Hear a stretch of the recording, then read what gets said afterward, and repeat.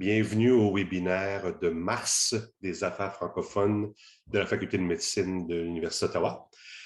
Mon nom est Denis Choret et j'ai le plaisir de vous présenter ma nouvelle conférence « Quoi de neuf dans le traitement de l'asthme ». Et ce soir, ça va être une conférence interactive parce que j'ai préparé des petites questions. Vous allez pouvoir voter directement sur votre écran. Il n'y a pas de bonne réponse dans le fond, c'est tester vos connaissances puis voir comment on évolue dans l'approche de l'asthme et comment les traitements ont évolué et comment les lignes directrices ont changé au cours des 2 dernières années. Alors, pourquoi c'est important? Bien, évidemment, lorsqu'on parle d'asthme, on parle d'une maladie qui cause encore beaucoup d'absentéisme au Canada. Donc, principale cause d'absentéisme. Lorsqu'on regarde les coûts directs également pour une maladie, avec les visites imprévues, les hospitalisations, c'est une maladie qui coûte 2 milliards par année pour une seule maladie. Et on s'aperçoit que c'est encore une maladie mortelle. Il y a quand même 250 personnes qui vont décéder d'asthme par année. Donc, au cours des dernières années, on a compris davantage ce qu'était l'asthme. On a réussi, avec la biologie, à identifier des nouvelles molécules, à créer des phénotypes. Et ce soir, on va voir qu'est-ce qui a changé dans l'approche de l'asthme chez les patients que vous voyez en communauté. Donc, le focus va se faire surtout chez les patients en communauté. On ne va pas parler nécessairement d'un patient hospitalisé, mais si jamais il y a des questions, on pourra parler des patients hospitalisés là, à la fin. Alors, on va garder des questions pour la fin aussi. Par contre, vous pouvez les taper directement dans le chat au fur et à mesure et on va les reviser ensemble par la suite. Alors, évidemment, on a fait beaucoup de progrès. Ça, c'est comment on traitait l'asthme il y a 150 ans. En fait, on ne savait pas ce que c'était l'asthme. Pendant longtemps, on a mentionné que c'était probablement une maladie psychosomatique qui était reliée à l'hystérie, qui était reliée à l'anxiété. Et on avait inventé toutes sortes de potions pour essayer d'améliorer la condition. Alors, ce soir, on va se tenir loin des potions un peu, puis regarder ce que la science nous a appris avec deux objectifs principaux. D'abord, les changements récentes lignes directrices canadiennes. Elles ont été publiées il y a environ 1 an. Il y a eu des changements majeurs, notamment dans l'asthme léger, et c'est ce qu'on va revoir ce soir. Et on va parler de traitement selon la gravité. Donc, le rôle pour les stéroïdes tout seuls, quelle médication de secours on devrait favoriser, qu'est-ce qu'on fait si l'asthme évolue, et toute l'approche non pharmacologique également au tableau de l'asthme. Alors, c'est ma divulgation ici, mais je vous rappelle que je ne reçois aucun honoraire pour cette conférence. Aucune compagnie n'a eu un impact sur les objectifs. Ça fait partie de mon travail à titre de directeur du bureau de la FMC aux affaires francophones de la Faculté de médecine. Alors, pour la démarche, ce qu'on va faire, c'est qu'on va suivre un cas clinique. On va faire évoluer une patiente. On va voir comment son diagnostic a changé, comment sa sévérité a changé et comment le traitement s'est modifié en cours de route. Alors, je vous présente Mme T, qui est une enseignante de 38 ans, qui a des antécédents de tabagisme de 10 paquets années. Donc, si on calcule, c'est 10 paquets années et elle fume encore 10 cigarettes à tous les jours. Elle vous vient vous voir parce qu'elle a un peu dissimulé à l'effort, mais moins de 2 fois par semaine. Ce n'est pas fréquent, mais ça arrive peut-être 1 fois, maximum 2 fois par semaine, qu'elle se sent un peu essoufflée. Par contre, elle n'a pas de tout productif. Alors, si vous aviez une patiente comme ça que vous voyez dans votre cabinet, qui n'a pas d'antécédent, à quoi vous penseriez à ce moment-là? Je vais vous donner des indices.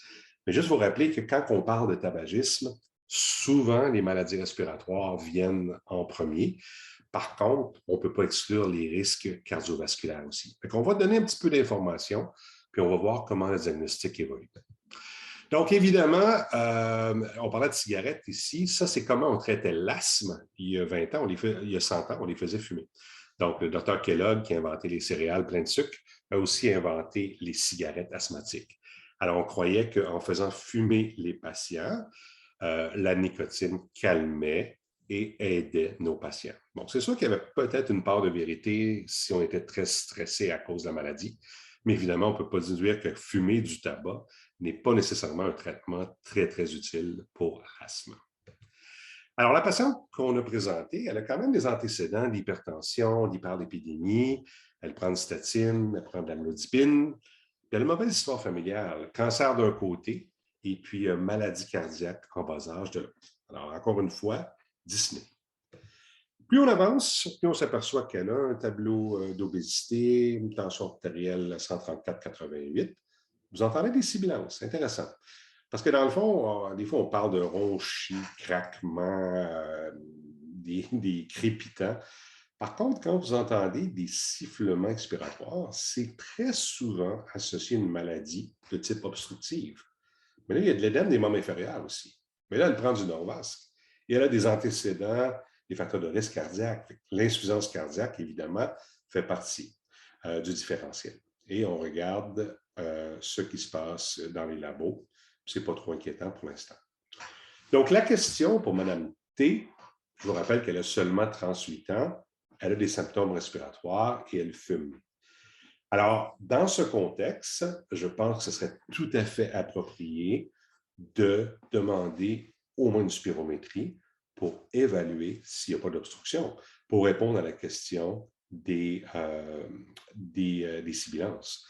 Parce que si c'est de l'insuffisance cardiaque, la spirométrie ne devrait pas démontrer d'obstruction en ce moment. C'est pour ça qu'on a fait une fonction pulmonaire. Et la spirométrie est extrêmement importante pour déterminer un diagnostic. Rappelez-vous que aussi bien asthme que MPOC, il est recommandé d'avoir des mesures objectives. Donc, on va retourner très loin et là, on va jouer au laboratoire de fonction pulmonaire ici. Donc, pour notre patiente ici, vous avez les valeurs de référence. Vous lui faites une spirométrie où elle va inspirer et elle va expirer rapidement toute l'air. Donc, vraiment une expiration forcée et on va voir ce qui sort dans la première seconde. Alors, dans cette spirométrie-là, ici, ce qu'on remarque, c'est qu'elle a 68 de ratio pré-bronchodilatateur. Je vous rappelle que le diagnostic se fait en post-bronchodilatateur. Donc, première étape, on regarde le ratio. Est-ce qu'il vous apparaît normal ou anormal? Deuxième étape, on regarde le volume expiratoire dans la première seconde, avant et après bronchodilatateur, et on s'aperçoit qu'il s'améliore de 24 %. Donc, à partir des chiffres que je vous donne ici, le ratio et le pourcentage de variation, je vous pose la première question. Quel est votre diagnostic? Avez-vous devant vous un cas de MPOC, un cas d'asthme, un cas de chevauchement asthme-MPOC ou un tableau de déconditionnement? Alors, Camille va partir le sondage et elle va l'arrêter également aussi pour voir ce que vous en pensez. Ça bouge de tous les côtés, très intéressant.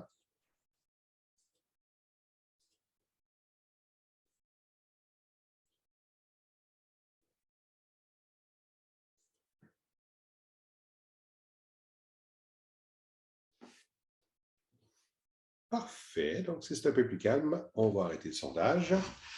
Alors, je vais partager avec vous les résultats ici. Et ce qu'on remarque, c'est d'abord deux réponses, asthme et chevauchement asthme-MPOC. Donc, on va parler du chevauchement asthme-MPOC et on va parler d'asthme aussi. Mais si vous avez remarqué, en post-bronchodilatateur, on avait normalisé le ratio.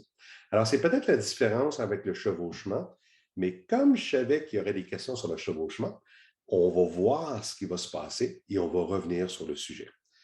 Mais vous n'êtes pas allé dans la MPOC parce que vous avez remarqué la réversibilité, ce qui est excellent, parce que vous avez vu que ce 24 %-là démontrait un phénomène de réversibilité. Donc, tout le monde qui a choisi une composante d'asthme avait donc la bonne réponse.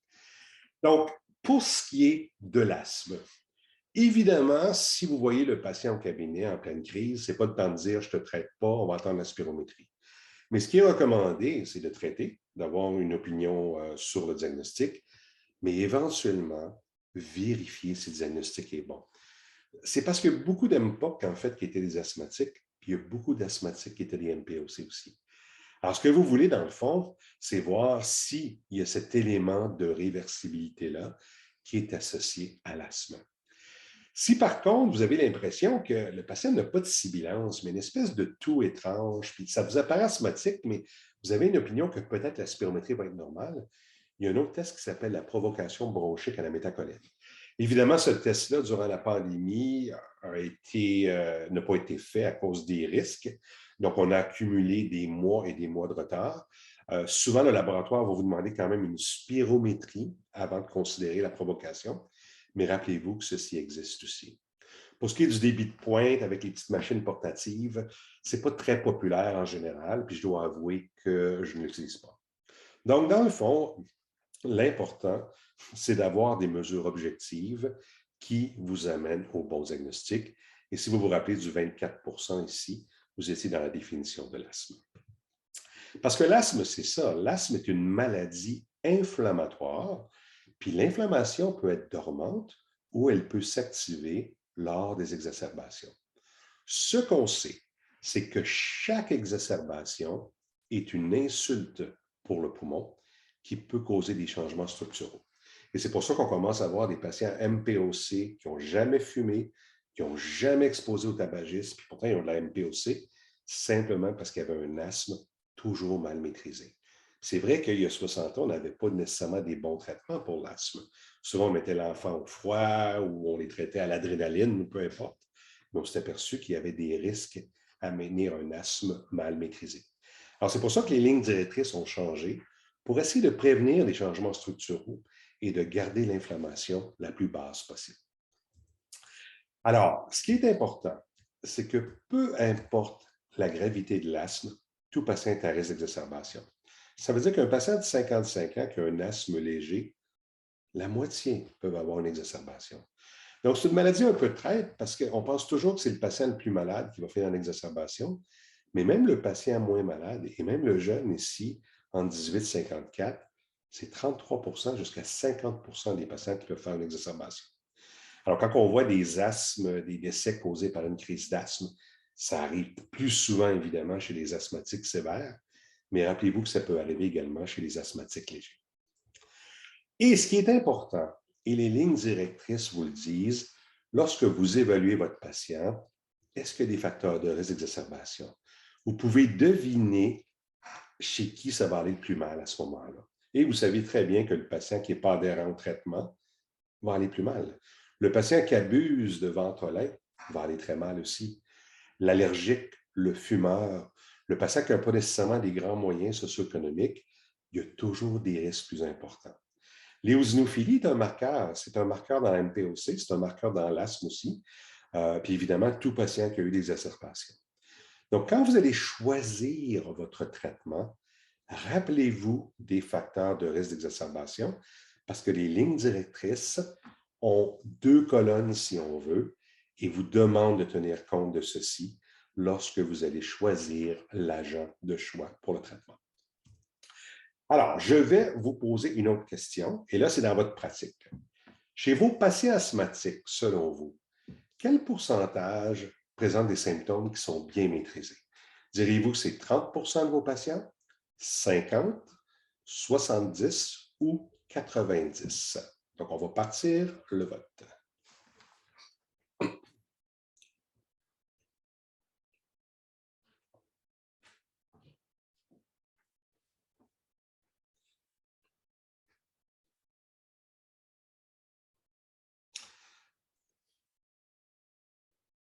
Parfait. Donc, je vais arrêter et je vais partager les résultats. Donc, vous voyez, ça va de 30 à 50 à 70 ce qui est très bien dans le fond parce que vous êtes très, très réaliste. Quelqu'un qui dirait ouais, 90 de mes patients sont bien maîtrisés, ce ne serait peut-être pas la vérité, je vais vous montrer. Mais quand même, hein, 30, 50, 70 il y a encore du travail à faire pour s'assurer que les symptômes soient bien maîtrisés et puis qu'on améliore le pronostic chez ces patients-là. Alors, je vais vous montrer une étude ici qui, je vais juste enlever cette diapo-là ici. Voilà.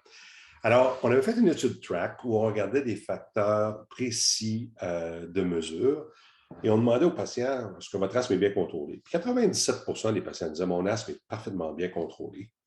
On avait demandé aux médecins de famille, aux spécialistes, 88-90, mais regardez vos réponses. Vous êtes beaucoup plus dans la réalité. Donc, surtout les spécialistes qui pensent que tous les patients seront bien contrôlés simplement parce qu'ils les ont vus, on s'aperçoit qu'on avait tort. Alors, vous vous rapprochez beaucoup plus de la réalité, de la maîtrise réelle, ce qui prouve que l'asthme en général n'est pas nécessairement maîtrisé pour la majorité des patients, qui pourraient évoluer vers une exacerbation ou des changements structurels. Les lignes directrices 20-21 ont changé.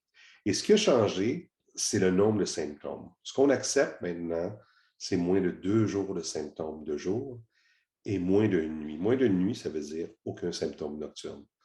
On ne veut pas que les gens se restreignent à l'activité physique. On ne veut pas qu'ils manquent le travail aussi. Et le fameux Ventolin, 2 doses par semaine. Donc, imaginez là, une pompe de Ventolin, si on suivait, devrait vous durer 2 ans. Ce n'est pas la réalité. Vous avez sûrement des patients pour lesquels le pharmacien vous demande renouveler Ventolin, renouveler Ventolin. Mais on peut se questionner à savoir si ces patients-là prennent le traitement et si on traite vraiment l'inflammation. Alors, cette diapo-là est importante parce qu'elle démontre les nouveaux critères de contrôle de l'asthme 2021. Alors, si on revient à notre patiente ici, elle a 38 ans, fume encore, elle avait des symptômes. On a diagnostiqué un asthme basé sur la spirométrie. Et là, je vais vous demander, à ce stade, elle a des symptômes 2 fois par semaine. Quel traitement suggérez-vous à cette patiente? Allez-vous seulement lui donner un bêta-agoniste à courte action comme le Ventolin au besoin? Allez-vous préférer une combinaison stéroïde-formotérol comme le Symbicort au besoin? Rien pour l'instant. Ou alors un stéroïde à faible dose tous les jours et sa médication de secours. Alors, qu'est-ce que vous feriez si c'était votre patient? Donc, on va partir le vote.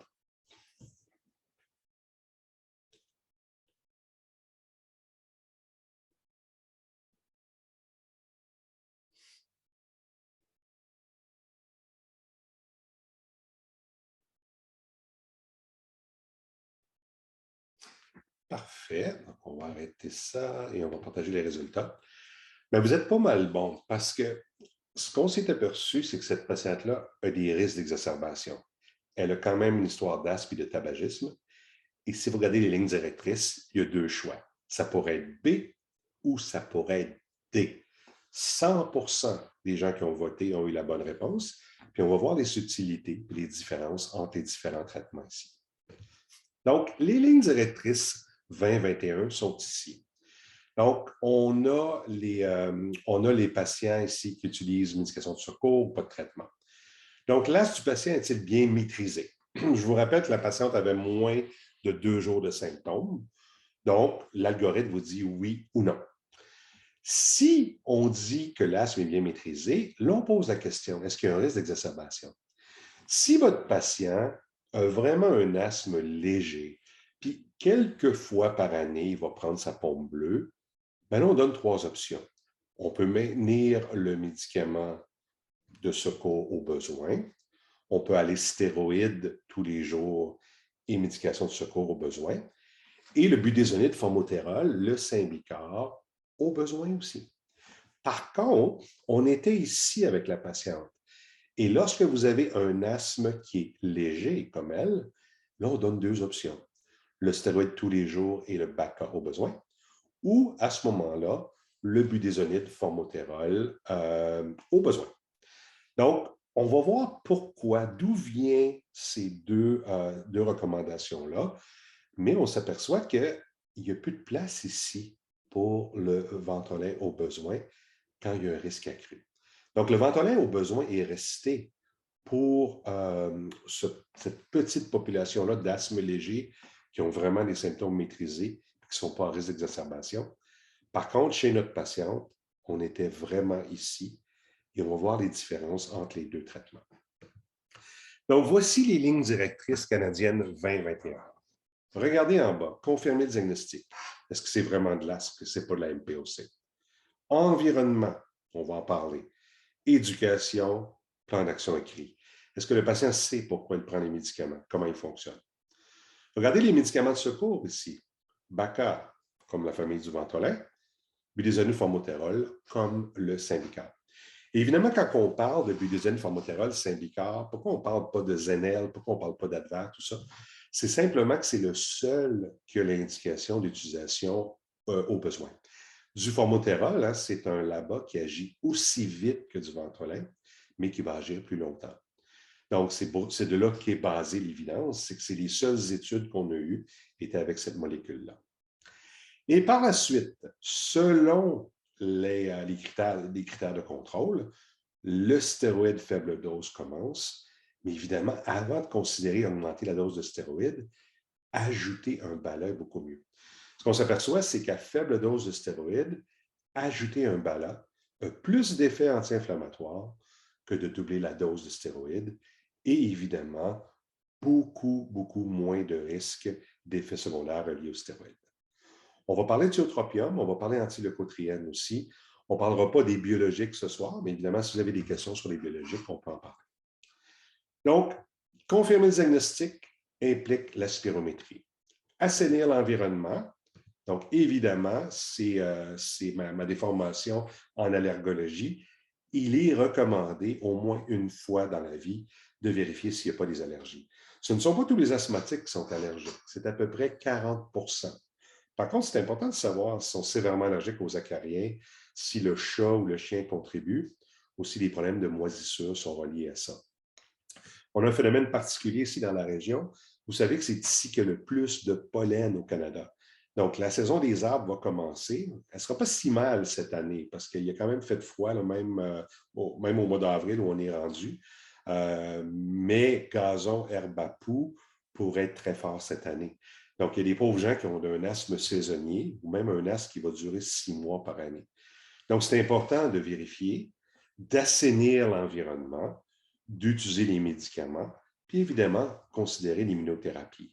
Je ne vais jamais sauter sur l'immunothérapie sans considérer le contrôle de l'environnement et la médication. Je n'ai pas de part. Méfiez-vous des allergologues qui prescrivent des vaccins à tout le monde. Ils les vendent. Donc, la marge de profit est d'environ 600%. Alors que moi, j'essaie de suivre les recommandations et de considérer l'immunothérapie uniquement si on a échoué sur les autres aspects, parce qu'il n'y a pas vraiment d'études dans l'immunothérapie, à moins que le patient refuse la médication. Alors, on a assaini l'environnement, on a éduqué, et là, on va regarder le choix de la médication de secours. Parce qu'il y en a deux, la famille Ventolin, la famille Saint-Vicaire. Question pour vous. Si je choisis un traitement anti-inflammatoire de secours au lieu du salbutamol, le risque d'exacerbation grave comparé aux deux, est-ce qu'il est diminué de 24 de 38 de 48 ou de 64 Qu'est-ce que vous en pensez? Le choix de la médication de secours, quel impact ça pourra avoir chez nos patients? C'est une bonne colle. Évidemment, il faut connaître les études, mais je veux savoir si les gens sont au courant. Donc, le choix de la médication de secours pourra avoir un impact. Donc, vous voyez, c'est un peu partout, mais la bonne réponse, c'est D, 64 Et je vais vous montrer d'où viennent ces données-là. Il y a une étude qui s'appelle Sigma 1, qui avait été faite chez des patients asthmatiques légers et qui avait simplement comparé la médication de secours. Et en comparant terbutaline, qui est l'équivalent du salbutamol, au budesonide formoterol, qui est Saint-Vicaire, on s'est aperçu que le fait d'utiliser cette médication-là réduisait le risque d'exacerbation de 64 Ce qui fait beaucoup de sens, parce que vous allez utiliser un médicament pour lequel vous avez des symptômes d'asthme, donc vous avez une crise inflammatoire, et si vous utilisez terbutaline, vous faites juste ouvrir les poumons, vous n'agissez pas sur l'inflammation. Par contre, ici, vous allez ouvrir les poumons avec le formoterol et vous allez lui permettre à l'anti-inflammatoire, le budesonide, de faire son travail anti-inflammatoire. Et c'est pour ça qu'on a vu la différence entre les deux, 64 Dans cette étude-là aussi, on a même comparé les patients qui prenaient des petites doses de stéroïdes réguliers versus celui qui était à l'écoute des symptômes. Et au bout du compte, il n'y avait aucune différence entre les deux. Intéressant, surtout pour les gens qui ne sont pas adhérents face au traitement. On s'est aperçu qu'au bout du compte, le patient qui prenait le Saint-Vicaire au besoin versus celui qui prenait budesonide régulier, en fait, en termes d'exposition aux stéroïdes, c'était 75, même 83% de moins. Alors là, c'est intéressant parce qu'on disait le choix de la médication de secours a directement une influence sur le risque d'exacerbation. Et si on est à l'écoute des symptômes sans prendre des stéroïdes réguliers, à ce moment-là, on va réduire notre risque d'exposition aux stéroïdes de plus de 75%. Alors d'abord, pourquoi il n'y a pas d'inquiétude à utiliser budesonide formoterol? C'est que ça agit aussi vite. Regardez salbutamol, regardez formoterol, c'est aussi vite. L'avantage formoterol, c'est que ça agit plus longtemps. Alors que le salbutamol, lui, après 4 heures, va perdre son efficacité. Donc, il n'y a pas d'inquiétude en termes d'un risque médico-légal, un patient pour lequel vous enlèveriez son Ventolin en disant non, maintenant, ça va être budesonide formoterol. Ça agit aussi vite et ça a l'indication d'être utilisé au besoin aussi. Alors, c'est pour ça qu'on donne le choix. Dans les lignes directrices, si l'asthme est très léger, ce n'est pas un problème, puis il n'y a pas de critères d'exacerbation, ça va. Mais on s'aperçoit que dès qu'on commence à monter ici et que vous êtes stéroïde là-bas, dans la même, bien, ça ne vaut pas la peine d'avoir une autre pompe supplémentaire. Vous pouvez faire tout avec la même pompe à ce moment-là. Donc, on va voir l'évolution de l'âge chez notre patiente, puis on va voir comment le traitement évolue et comment les lignes directrices ont changé. Donc, dans les lignes internationales, en 2020, ils sont allés plus loin, eux. Ils ont poussé le Ventolin de côté en disant c'est le stéroïde formoterol au besoin qui fonctionne. Donc, pour notre patiente ici, selon eux, ça serait l'option numéro 1. Et lorsque l'asthme évolue, bien, on permet les deux, un peu comme les lignes canadiennes.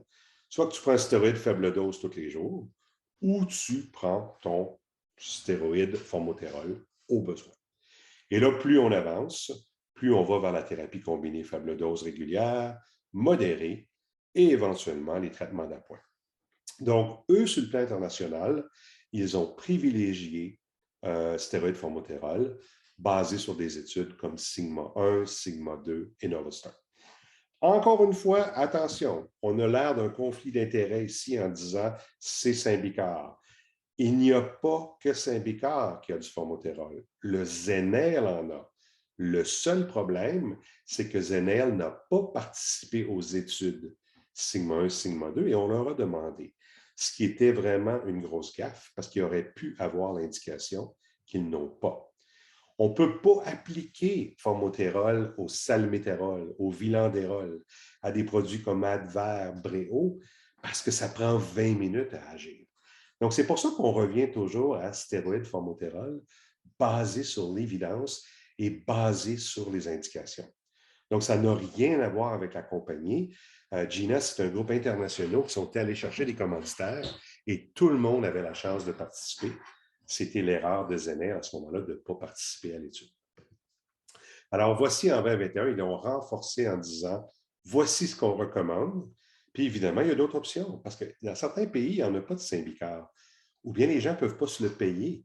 Donc, c'est sûr qu'on va renforcer à ce moment-là le stéroïde et le backup au besoin.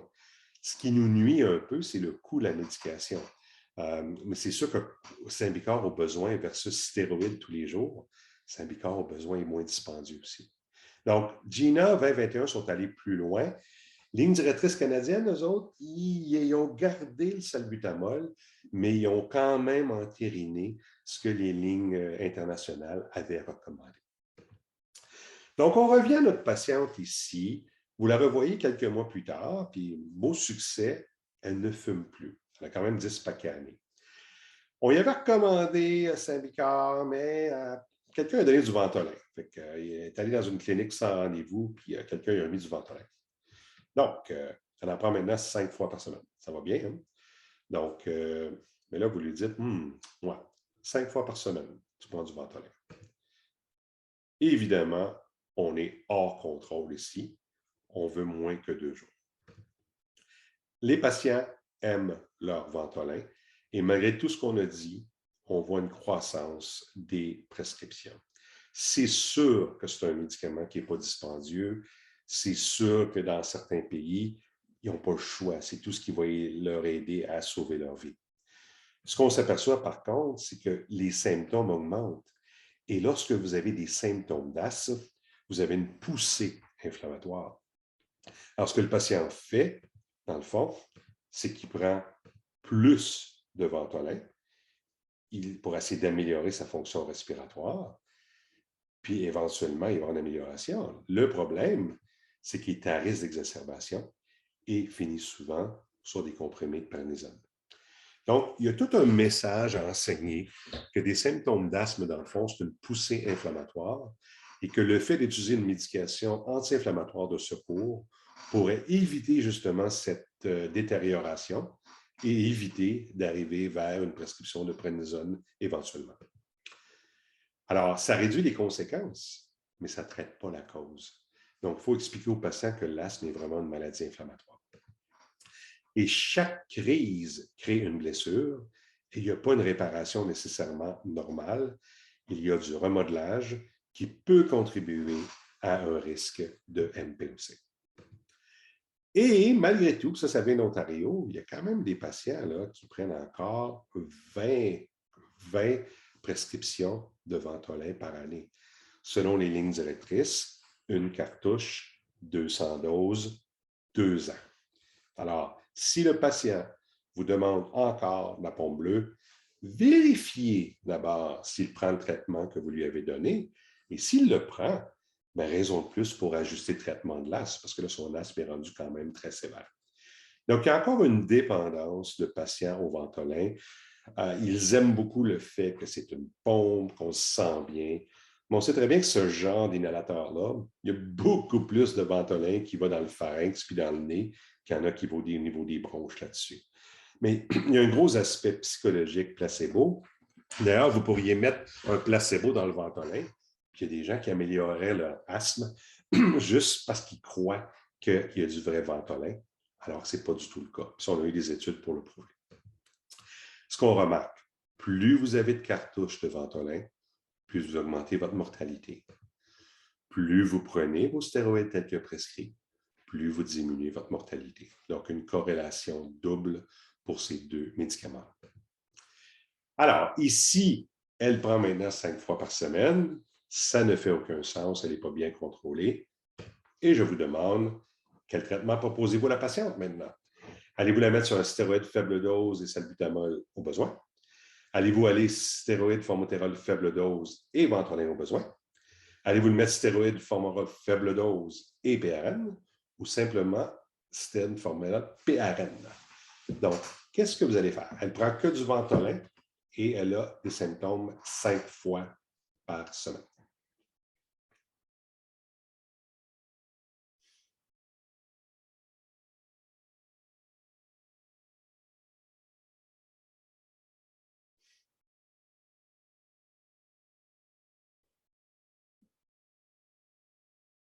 Parfait.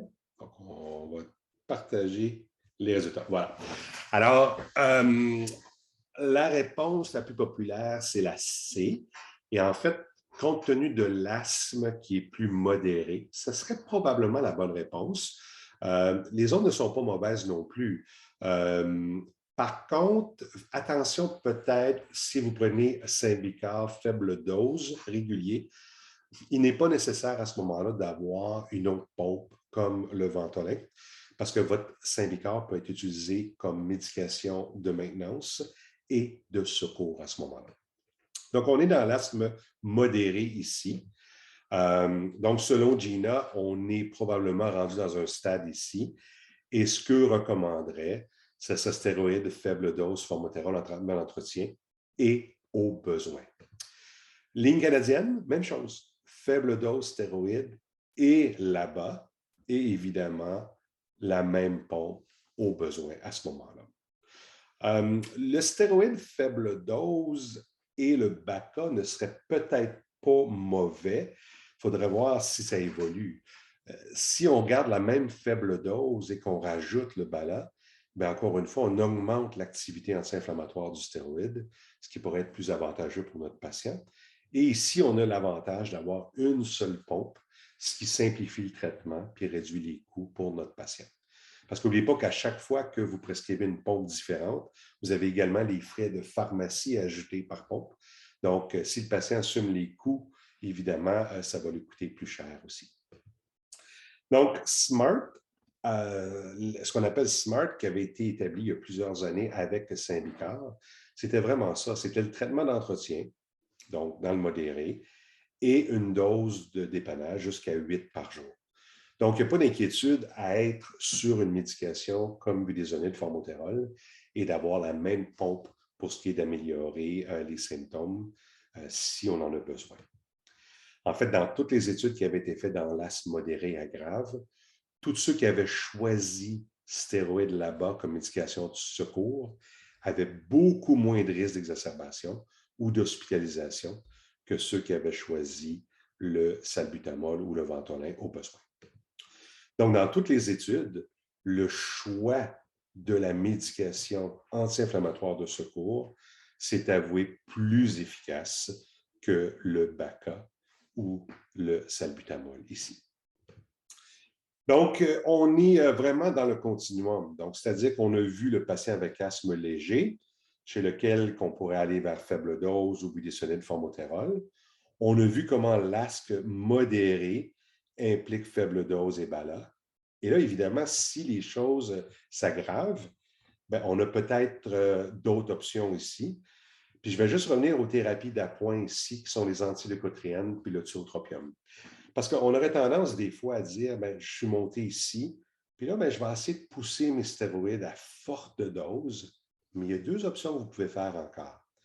L'antileucotriène, comme le Montelukast singulaire, ça peut aider. Je dirais que ça fonctionne mieux chez les enfants, mais un phénotype qui y répond très bien, c'est l'asthme allergique. Donc, j'aime beaucoup, beaucoup Montelukast pour deux raisons. Un, il y a un effet anti-asthmatique chez les allergiques, puis il y a même un effet anti-rhinite allergique chez mes asthmatiques. Donc, avec une seule pilule, j'ai un double effet sur la rhinite et sur l'asthme.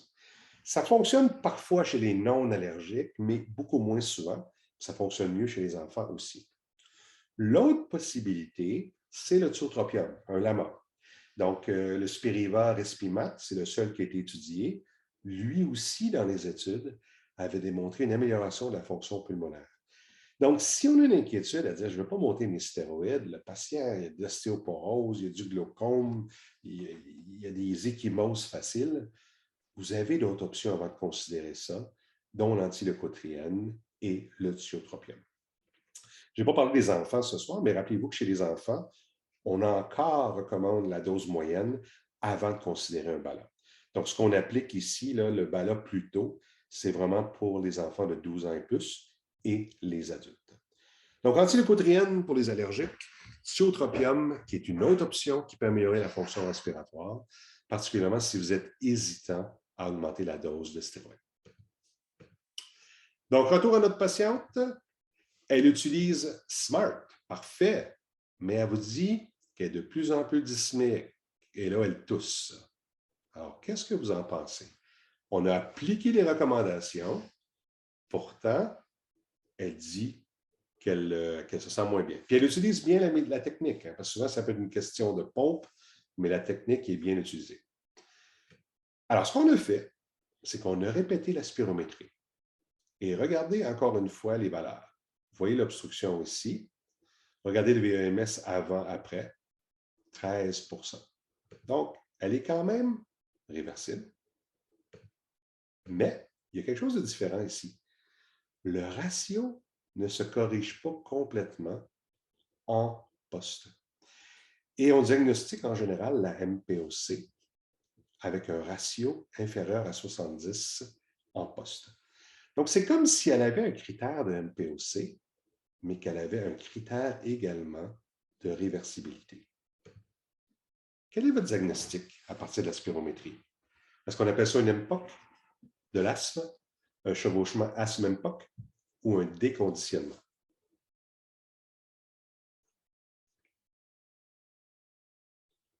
Donc, réversibilité et ratio.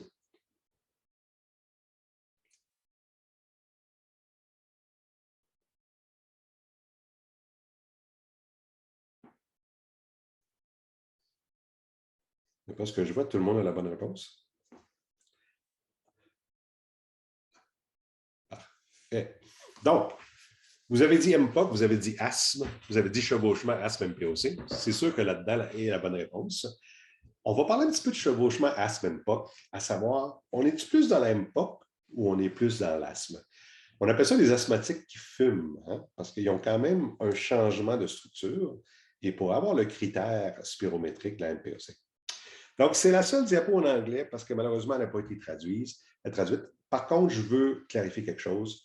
Un chevauchement MPOC asthme, c'est plus de l'asthme que de la MPOC. Donc, on a étudié, puis finalement, ça ressemble beaucoup plus à de l'asthme que de la MPOC. Alors, c'est pour ça que si vous avez un chevauchement, vous envoyez quelqu'un pour une spirométrie et je l'interprète en disant possibilité de chevauchement asthme MPOC, assurez-vous de traiter l'asthme. Alors, il est recommandé vraiment d'avoir des stéroïdes. Par contre, en deuxième ligne, le LABA, l'AMA, vous allez rejoindre la triplothérapie dans la MPOC. Donc, le message le plus important, stéroïdes, inhalés. Vous êtes beaucoup plus dans une composante d'asthme d'MPOC. Est-ce que ça a de l'importance? Ben oui, parce que si on améliore l'inflammation, on empêche une dégradation structurelle, puis évidemment, on risque moins d'évoluer vers la MPOC à ce moment-là. Parce que c'est ça, hein? Ce soir, on a parlé d'asthme, tout ça, puis c'est pas toujours facile, mais la spirométrie va vous aider avec le diagnostic. Donc, les allergiques, moi, sont plus des asthmatiques, les fumeurs sont peut-être plus des MPOC. Il y a la réversibilité des symptômes dans l'asthme, il y a l'évolution graduelle des symptômes dans la MPOC. Alors, ce n'est pas toujours facile, mais parfois la spirométrie peut vous montrer un petit peu des deux côtés et ça vous permet par la suite d'ajuster la thérapie. Mais c'est sûr que le stéroïde apparaît beaucoup plus tôt dans l'asthme, alors qu'il apparaît beaucoup plus tard dans la MPOC, chez les patients notamment qui ont eu des exacerbations ou qui sont à risque d'exacerbation. Alors, on va finir par les messages clés, puis on va avoir du temps pour les questions. Donc, encore une fois, le message, demandez des spirométries. Je pense que 40 ans, fumeur, ancien fumeur avec des symptômes égale spirométrie, on va être capable de vous établir si c'est une composante d'asthme de MPOC ou si une évidence de chevauchement. Je vous rappelle que le diagnostic se fait en post-bronchodilatateur. Beaucoup de patients oublient d'arrêter leur pompe. Ils les ont pris 12 heures avant ou 4 heures avant. On ne peut pas poser un diagnostic en pré-bronchodilatateur. Donc, assurez-vous de leur rappeler d'arrêter les pompes pendant 24 heures parce que nous, on ne peut pas faire d'interprétation. Asthme, ce qu'on a appris, l'approche d'un traitement anti-inflammatoire de secours pour l'asthme léger, qui est comparé au salbutamol, réduit le risque de 64 % et qui est entériné en première ligne par les lignes internationales. Ce qu'on a appris aussi, c'est que dans l'asthme modéré à sévère, SMART a la cote, encore une fois entériné par les lignes internationales et canadiennes, ce qui vous permet avec la pompe unique de traiter la maladie de base et d'avoir la médication de secours. On a parlé des traitements d'appoint ce soir aussi. Donc, on a parlé des antileucotrienes dans la composante d'allergie qui va avoir un effet anti-rhinite aussi. On a parlé également du tiotropium qui a été étudié et qui pourrait diminuer vos besoins en stéroïdes. Donc, éventuellement, quand l'asthme devient modéré à sévère, le traitement rejoint beaucoup celui de la MPOC parce qu'il implique des LABA, des LAMA. Mais évidemment, l'antileucotrienne est limitée à l'asthme. Ce n'est pas un médicament pour la MPOC. Ce qu'on n'a pas parlé ce soir, évidemment, c'est les biologiques. Ça dépasse un peu la compétence du programme. Vous ne seriez peut-être pas à l'aise de prescrire des biologiques. Par contre, rien ne vous empêche de référer en pneumologie, de référer en immunologie et d'envoyer deux données importantes, soit le taux d'IgE et le nombre d'éosinophiles dans le sang. Si vous faites ça, et vous avez aussi les fonctions pulmonaires, ça va être extrêmement facile pour le pneumologue ou l'immunologue de trouver le meilleur phénotype et de choisir l'anticorps monoclonal qui est le plus approprié selon votre profil. Êtes-vous un profil plus éosinophilique, plus IgE, et ensuite vous avez l'anticorps monoclonal qui vous permet aussi de réduire l'exposition au stéroïde. Donc, le but, ce n'était pas parler des anticorps, mais évidemment, ça demeure une autre option de traitement quand l'asthme devient sévère et pas du tout contrôlé. Alors, je vais terminer par cette citation célèbre qui dit que le secret de la longévité, c'est de continuer à respirer. C'est la même diapo que j'utilise en insuffisance cardiaque, en MPOC, mais c'est sûr qu'on peut faire une différence. C'est quand on a de la difficulté à respirer, quand on cherche notre souffle, bien évidemment, ça peut être assez traumatisant. Alors, ce soir, on a vu une autre façon, si on veut, d'améliorer le souffle et de réduire le risque d'exacerbation chez nos patients. Alors, je vais terminer là-dessus, 7h47. Je vais aller directement à la fonction 4. Et par la suite, on pourra ouvrir les microphones s'il y en a qui en ont. Ou vous pouvez continuer à écrire vos questions au fur et à mesure. Alors, Chantal demande beaucoup de difficultés pour ce genre de patient avant le Saint-Bicard, moins bien que le Ventolin. Effectivement, je l'entends souvent. Les patients vont vous dire Saint-Bicard, ça ne marche pas, il n'y a rien là-dedans, je l'ai.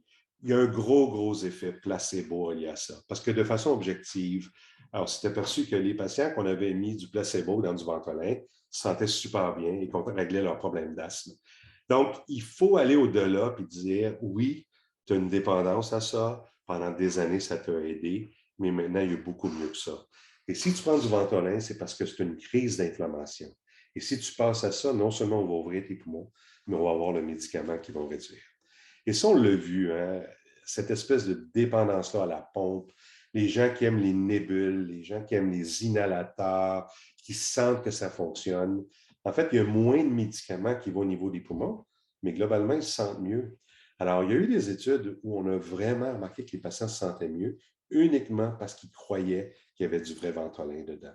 Donc, il y a un gros effet placebo là-dessus. Une question de coût, évidemment, aussi, c'est sûr. Le Ventolin coûte 5 fois moins cher que le Symbicort.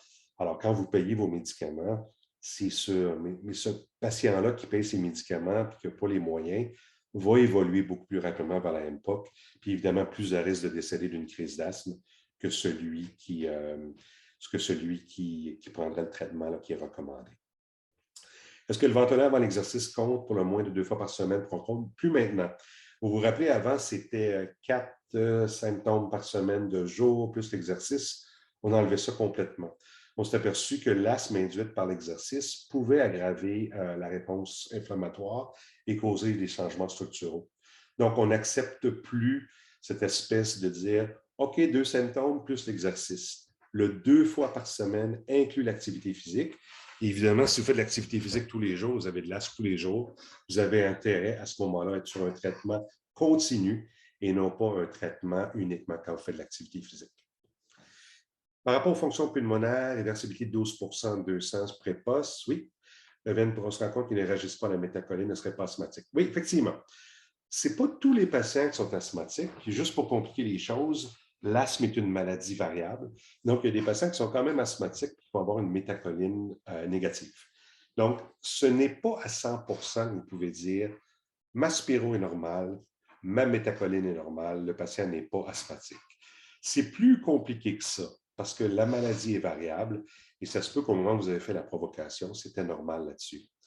Donc, ce qu'il faut faire avec ces patients-là, c'est continuer à les surveiller, à leur dire, bien, écoute, je n'ai pas de mesure objective, mais tes symptômes ressemblent beaucoup à ça. Je sais que tu n'as pas de la MPOC, je sais que tu n'as pas vraiment une obstruction fixe ou qu'on a vu aux spirométries, mais ça ne veut pas dire que ce n'est pas de l'asthme de toute façon.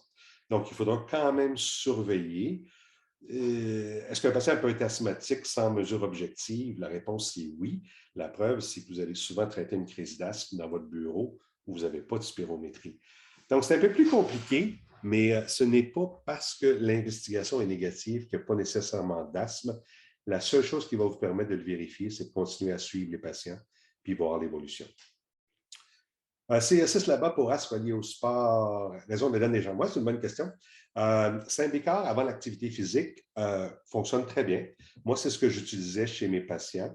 Si mon patient fait de l'asthme une fois par semaine, c'est la seule fois qu'il fait l'activité physique, puis une dose de Symbicort fonctionne, pas de problème. Mais j'ai complètement abandonné le Ventolin avant l'activité physique, simplement parce que ça ne fait absolument rien pour la réponse inflammatoire.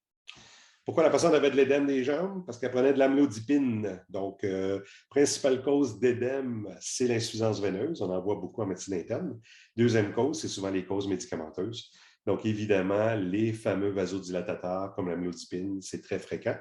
Un autre médicament que vous ignorez beaucoup, qui donne beaucoup d'édème, l'insuline. Donc, l'édème des jambes peut être un effet secondaire de l'insuline qui affecte environ 10 à 15 des patients. Ce n'était pas une insuffisance cardiaque à 38 ans, mais ça aurait pu. Donc, merci pour vos gentils commentaires. Ça me fait plaisir de voir les gens de Montfort et les gens de partout au Canada qui sont venus ce soir. Merci à ceux qui vont nous écouter en différé. On avait plus de 92 personnes inscrites. Donc, je vous invite le mois prochain. On parle de migraine. Donc, on retourne en neurologie. Et je reviens au mois de mai sur les questions et réponses en diabète. Donc, il y a eu beaucoup, beaucoup de changements là aussi. Et on va clore la saison des webinaires par questions et réponses en diabète au mois de mai. Donc, toujours le dernier mercredi du mois, sauf au mois de mai qui va avoir lieu le 1er juin, dans le fond. Donc, on va vous envoyer l'information, puis on vous invite à assister à nos conférences. N'oubliez pas l'évaluation, c'est très important.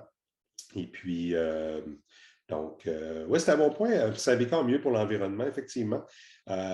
Comparé au spray, il y a beaucoup moins d'impact sur la couche d'ozone avec les poudres sèches qu'avec les sprays. Donc, il y a un impact environnemental. Puis la pompe en soi, l'empreinte carbone de la pompe du turbuolaire est très faible également aussi. Donc, il n'y a pas d'inquiétude.